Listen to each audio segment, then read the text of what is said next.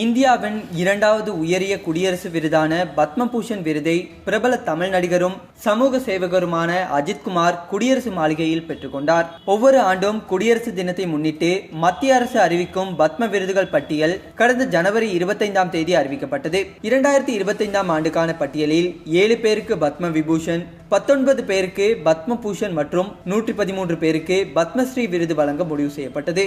அந்த வகையில் தமிழகத்தைச் சேர்ந்த நடிகர் அஜித்குமார், நடிகை சோபனா மற்றும் நல்லி குப்புசாமி செட்டி ஆகியோருக்கு பத்மபூஷன் விருது அறிவிக்கப்பட்டிருந்தது. மேலும் இந்திய கிரிக்கெட் வீரர் ரவிச்சந்திரன் அஸ்வின் உட்பட 10 பேருக்கு பத்மஸ்ரீ விருதுகளும் அறிவிக்கப்பட்டதால் மொத்தமாக தமிழகத்தைச் சேர்ந்த 13 பேருக்கு இந்த ஆண்டு பத்ம விருதுகள் அறிவிக்கப்பட்டுள்ளன. டெல்லியில் உள்ள குடியரசுத் தலைவர் மாளிகையில் நடைபெறும் விழாவில் குடியரசுத் தலைவர் திரௌபதி முர்முவிடமிருந்து நடிகர் அஜித்குமார் ஸ்ரீ பத்மபூஷன் விருதை பெற்றுக்கொண்டார்.